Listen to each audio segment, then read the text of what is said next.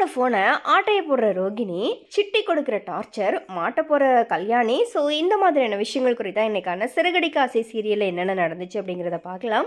So அந்த வகையில் ரோகிணிக்கு மீனாவோட தம்பி ஒரு திருட, அதுவும் மாமியார்கிட்ட இருந்தே பணத்தை திருடி இருக்கான் அப்படிங்கிறது லோக்கல் ரவுடி சிட்டி மூலியமாக தெரிஞ்சிருச்சு. இந்த ஒரு விஷயத்தை வச்சுட்டு மீனாவுக்கு குடைச்சல் கொடுக்கலாம் அப்படிங்கிற மாதிரி ரோகிணி பிளான் பண்ணிட்டாங்க. அதோட சிட்டி முத்துக்கிட்ட இருக்கிற அந்த வீடியோவை தாங்கிட்ட கொடுக்கணும் அப்படிங்கிற மாதிரியாகவும் ரோகிணி கிட்ட கேட்டிருக்கிறாரு. அதனால் வீட்டுக்கு வந்த ரோகிணி மீனாவோட தலையில் அடிபட்டிருக்கதை பார்த்து, உங்களுக்கு கொஞ்சம் நேரம் சரியில்லை, உங்கள் குடும்பத்துக்கு ஏதோ ஒரு பிரச்சனை வரப்போகிறதா ஜோசியர் சொல்லியிருக்காரு அப்படிங்கிற மாதிரி மீனாவை குழப்பி விட்டாங்க. இதனால் பயத்தில் இருக்கிற மீனா யாருக்காச்சும் எதனா பிரச்சனை வந்துடுமோ அப்படிங்கிற மாதிரி எப்போதுமே கவலைப்படுறாங்க.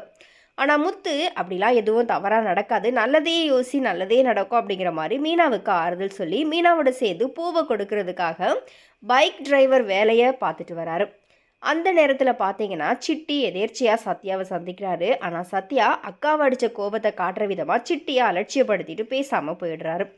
இதனால் உச்சக்கட்ட கோபத்தில் இருக்கிற சிட்டியோட கண்ணில் முத்துவும் மீனாவும் தென்படுறாங்க. உடனே அவங்கள ஃபாலோ பண்ணி பைக்கை இடித்து அவங்கள காயப்படுத்தணும் அப்படிங்கிற மாதிரி முத்து பார்த்தீங்கன்னா முத்து அண்டு மீனாவை சிட்டி வந்துட்டு ஃபாலோ பண்ணி போகிறாரு. ஆனால் முத்து கொஞ்சம் விபத்துலேருந்து தப்பிச்சிடுறாரு. உடனே சிட்டி ரோகிணிக்கு கால் பண்ணி, நான் கேட்ட ஆதாரம் என்ன ஆச்சு, எப்போ எடுத்து தருவீங்க அப்படிங்கிற மாதிரி ரோகிணியை தொந்தரவு பண்ண ஆரம்பிச்சிட்டாரு. ரோகிணி அவ்வளோ சீக்கிரமாக முத்துவோட ஃபோனில் இருந்த ஆதாரத்தெல்லாம் எடுக்க முடியாது, கொஞ்சம் எனக்கு டைம் கொடுங்க அப்படிங்கிற மாதிரி கேட்குறாங்க.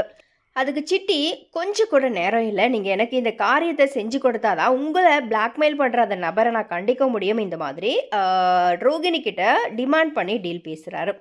இது தொடர்ந்து முத்து அண்டு மீனா அவங்களுடைய வரவு செலவுகளை நோட் பண்ணி லாபத்தை வச்சு மாடியில் ரூம் கட்டுறதுக்கு சேமிக்கிறத பற்றி பேசுகிறாங்க. அப்போ முத்து மனசு விட்டு மீனா கிட்ட பல விஷயங்களை பேசி 2 பேருமே நிம்மதியான வாழ்க்கை வாழ்கிறத பற்றி பேசிக்கிறாங்க. அடுத்ததாக மறுநாள் முத்து தூங்கிக்கிட்டு இருக்கும்போது ரோகிணி ஒளிஞ்சிருந்து நோட்டம் விடுறாங்க.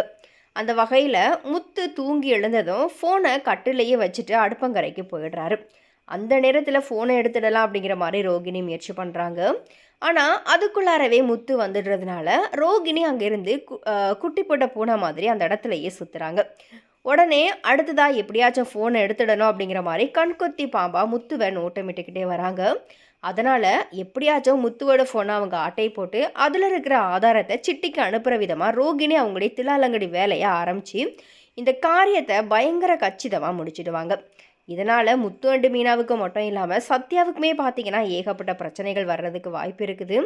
ஆனால் இதுக்கு என்ன காரணம், யார் என்னோட ஃபோனில் இருந்து இந்த வீடியோவை சிட்டிக்கு அனுப்பி வச்சாங்க அப்படிங்கிற உண்மையை முத்து கண்டுபிடிக்கிற விதமாக இனி அடுத்தடுத்த காட்சிகளுமே பார்த்திங்கன்னா விறுவிறுப்பாக நடக்க போகுது. அப்போது நமக்கு வீட்டில் இருக்கிற விரோதி அப்படின்னா அது ரோகிணி தான். அதுவும் இல்லாமல் மூளையை இந்த அளவுக்கு பயங்கரமாக யூஸ் பண்ணக்கூடிய ஆள் அப்படின்னாலும் அது ரோகிணி தான். அதனால் கண்டிப்பாக ரோகிணி தான் இந்த வேலையை பண்ணியிருப்பாங்க அப்படிங்கிற மாதிரி முத்து பார்த்திங்கன்னா ரொம்பவே ஈஸியாக கண்டுபிடிச்சிடுவார். ஆனால் இந்த ரோகிணி எதுக்காக இதை சிட்டிக்கு அனுப்பி வச்சாங்க அண்ட் சிட்டிக்கும் ரோகிணிக்கும் என்ன சம்பந்தம் அப்படிங்கிற மாதிரி முத்து விசாரிக்கும் போது தான் ஒவ்வொரு விஷயமா முத்துவுக்கு கல்யாணி பற்றின விஷயங்கள் கொஞ்சம் கொஞ்சமாக தெரிய வரப்போகுது. ஸோ அந்த வகையில் ரோகிணி தன்னோட தலையில் தானே மண்ணவாரி போடுற அளவுக்கு பார்த்திங்க அப்படின்னா இனி பிரச்சனையில் மாட்டிக்க போகிறாங்க. ஸோ இனி இது குறித்த உங்களுடைய கருத்துக்கள் என்ன அப்படிங்கிறத மறக்காம கமெண்ட்டில் ஷேர் பண்ணுங்கள்.